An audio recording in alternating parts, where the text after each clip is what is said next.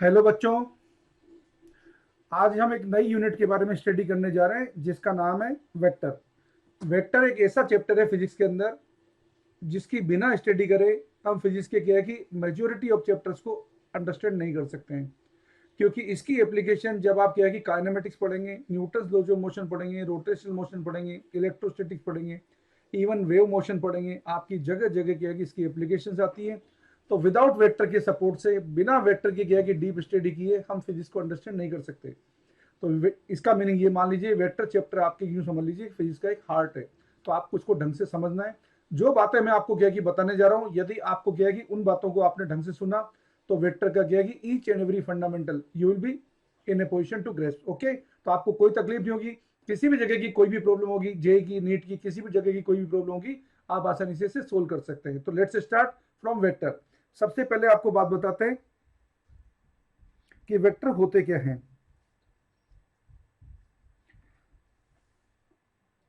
Vectors are those physical quantities.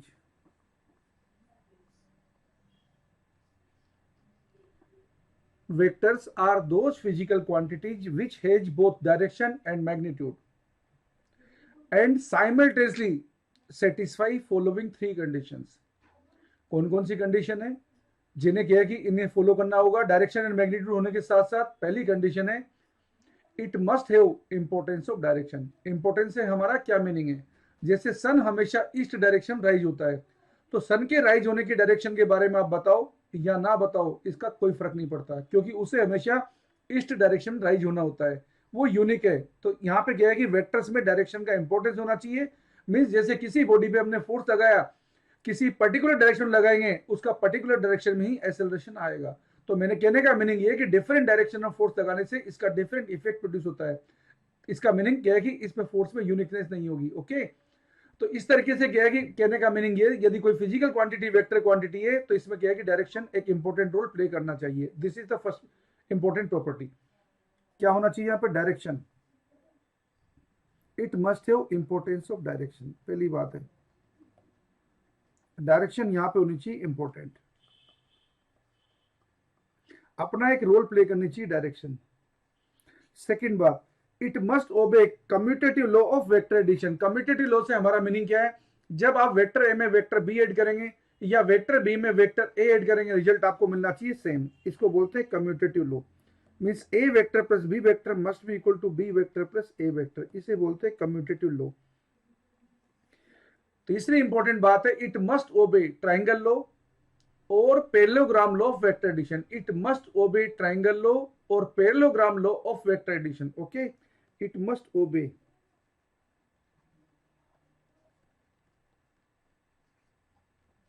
Triangle law of vector addition. ये तीन बातें जो आपको बोली है, इन तीन बातों में से यदि कोई भी एक कंडीशन सेटिस्फाई नहीं हुई, तीन कंडीशन जो आपको बोली है, इन तीन कंडीशंस में से यदि एक भी कंडीशन सेटिस्फाई नहीं हुई तो फिजिकल क्वांटिटी हमारी वेक्टर क्वांटिटी नहीं होगी। ओके, तो ये बात आपने देख ली। जैसे हमें कोई पूछता है कि Y electric current is not a vector quantity, तो हम कैसे बताएंगे? इलेक्ट्रिक करंट के बारे में जब भी बात करते हैं अपन, करंट का फ्लो हमेशा किधर से किधर होता है? करंट का फ्लो हमेशा होता है इलेक्ट्रॉन के फ्लो होने की डायरेक्शन के अपोजिट डायरेक्शन में। इलेक्ट्रॉन पे नेगेटिव चार्ज होता है, इलेक्ट्रॉन हमेशा चलता है किसी भी सर्किट में लो पोटेंशियल पॉइंट से हाई पोटेंशियल रीजन की तरफ। तो करंट का फ्लो हमने एज्यूम किया है हाई पोटेंशियल रीजन से लो पोटेंशियल रीजन की तरफ। ओके, तो करंट के फ्लो होने की डायरेक्शन हमेशा यूनिक है, इसका मीनिंग कभी चेंज नहीं होगी। तो क्योंकि डायरेक्शन यूनिक है तो यहाँ पे डायरेक्शन का कोई इंपॉर्टेंस नहीं रहा, इसलिए इलेक्ट्रिक करंट क्या है? यहाँ पे स्केलर क्वांटिटी है। ओके, तो ये बात आपको समझ में आ गई। इसी तरीके से हम बोले हैं कि टाइम क्या है कि स्केलर क्वांटिटी क्यों है, तो आप आसानी से क्या है कि इसका आंसर कर सकते हैं, क्योंकि टाइम का फ्लो हमेशा किधर से किधर होता है? बैकवर्ड डायरेक्शन से फॉरवर्ड डायरेक्शन में होता है। टाइम का फ्लो कभी भी फॉरवर्ड से बैकवर्ड डायरेक्शन में नहीं होता है। अगर आज आप क्या है कि 16 साल के हैं, आप अमेरिका चले जाओ चाहे लंदन चले जाओ, अगले साल आपको क्या है कि 17 का होना पड़ेगा। ओके, क्यों? क्योंकि टाइम का फ्लो हमेशा किधर से किधर होता है? बैकवर्ड डायरेक्शन से फॉरवर्ड डायरेक्शन होता है। टाइम हमेशा बैकवर्ड से फॉरवर्ड चलता है, टाइम कभी भी फॉरवर्ड से बैकवर्ड नहीं आता। टाइम के फ्लो होने की डायरेक्शन यूनिक है, इसलिए टाइम क्या है? Scalar quantity. तो आप समझ गए होंगे कि वेक्टर होने के लिए क्या है कि क्या क्या कंडीशन चाहिए। डायरेक्शन भी होना चाहिए, मैग्नीट्यूड भी होना चाहिए, और जो तीन कंडीशंस आपको बताइए इन तीनों में से क्या है कि कोई भी एक कंडीशन फेल नहीं होनी चाहिए। ओके, अब आपको क्या है कि बात बताते हैं वेक्टर को क्या है कि हम नोट कैसे करते हैं, वो आपको बात बता रहे हैं। वेक्टर रिप्रेजेंटेशन के बारे में आपको बात बता रहे हैं, वेक्टर रिप्रेजेंटेशन।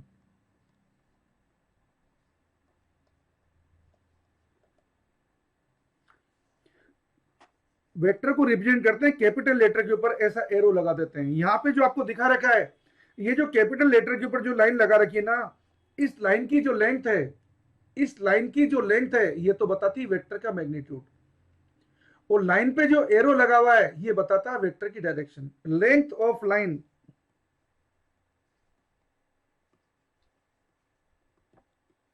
ये तो क्या बताती है, मैग्नीट्यूड ऑफ वेक्टर,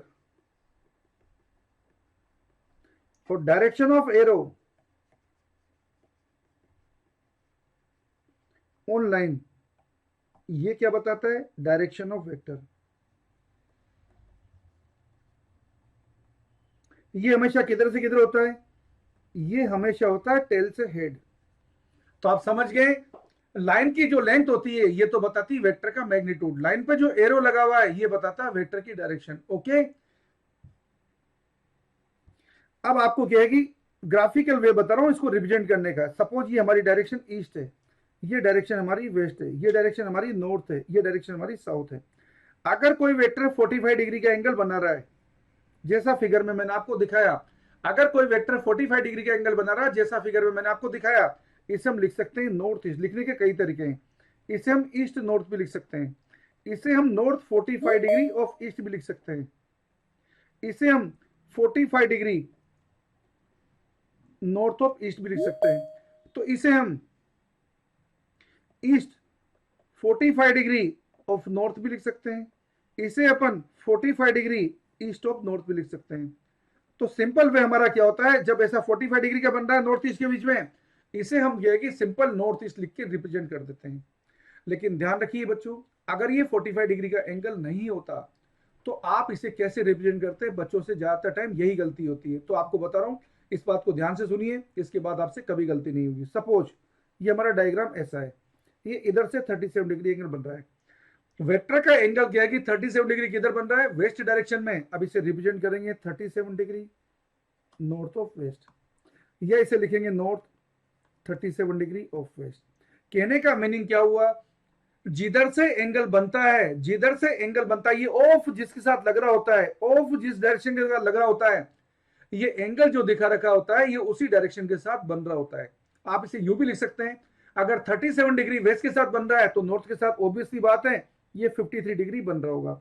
इसे आप क्या लिख सकते हैं, इसे आप लिख सकते हैं 53 डिग्री वेस्ट ऑफ नॉर्थ, या वेस्ट 53 डिग्री ऑफ नॉर्थ भी लिख सकते हैं। अब आपसे कोई गलती नहीं होगी, आप आसानी से समझ सकते हैं, ये ऑफ जिसके साथ लग रहा होगा ये एंगल उसी के साथ क्या है कि बन रहा होता है। ओके, अब आपको कोई कंफ्यूजन नहीं होगी, ये बहुत ही इंपॉर्टेंट बात है, इसे ध्यान रखिए, ये जगह जगह आपके क्या है काम आएगी, क्योंकि हमेशा एंगल कितना नहीं होगा, 45 डिग्री नहीं होगा। ओके बच्चों, बाकी की चीजें फिर से अपन क्या है कि नेक्स्ट आर्टिकल में पढ़ेंगे। Okay, thank you.